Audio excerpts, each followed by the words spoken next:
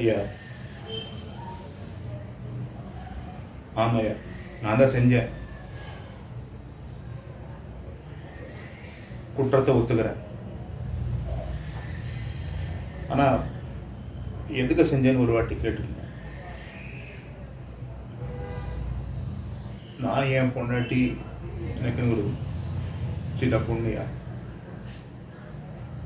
10 வயசு தான் ஆகுது. நாங்கள் 3 பேரும் ஒரு அழகான குடும்பம்யா.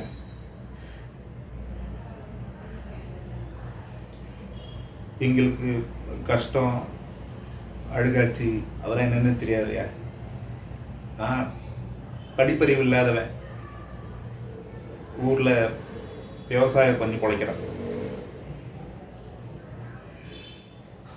என் பிள்ளை இந்த மாதிரி இருக்கக்கூடாதுன்ட்டு டவுன் பள்ளிக்கூடத்துக்கு போய் படிக்க வச்சேன்யா.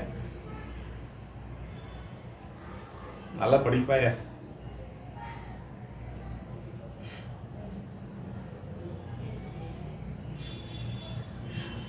இந்த திடீர்னு ஒரு நாள் புறா கூட்ட களைச்சி போட்ட மாதிரி ஆயிடுச்சு. நான் செஞ்சது தப்புதான்.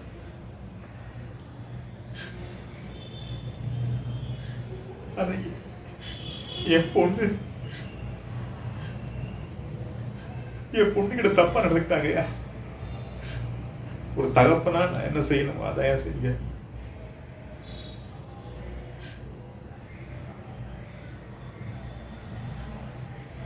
சட்ட ரீதியா நான் என்ன பண்ணிருக்கணுமோ அதான் பண்ணிருக்கணும். படிப்பறிவு இல்லாத ஆளுங்க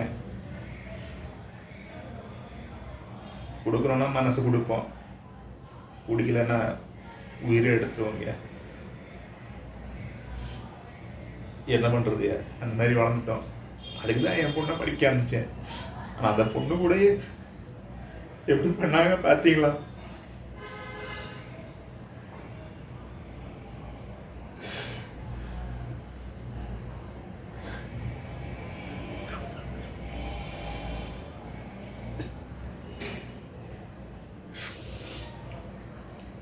ஐயா, இவங்களாம் என்ன சொல்றாங்கன்னு எனக்கு விளங்கலைங்க.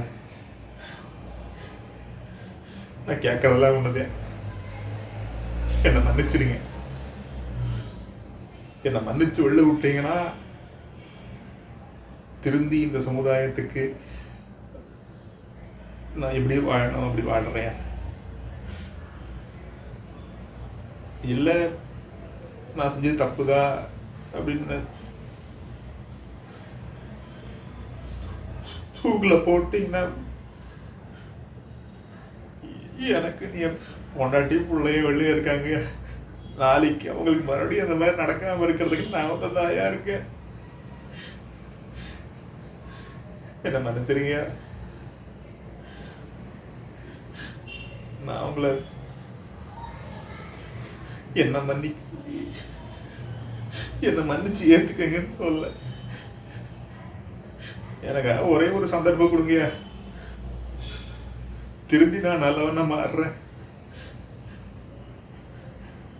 என்னை பொறுத்த வரைக்கும் நான் செஞ்சது நியாயம்யா. இங்க இருக்கிறவங்க அத்தனை பேர் ஒத்துப்பாங்க. ஆனா சட்ட ரீதியா நான் செஞ்சது தப்புயா. எனக்கு தெரியுங்க.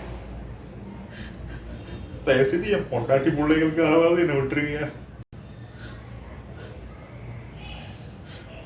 நம்புங்க, நான் அப்படிப்பட்ட ஆள் இல்லை. என்னை விட்டுருங்க. நான் கேட்கறதெல்லாம் ஒரே ஒரு சந்தர்ப்பம் தாய. இந்த சந்தர்ப்பத்துக்கு நீங்க ஏற்படுத்தி கொடுத்தீங்கன்னா பொண்டாட்டி பிள்ளை எங்கேயாவது போய் வாழ்ந்துக்கலையா. எங்கால இந்த மாதிரி தப்பு நடக்காதியா.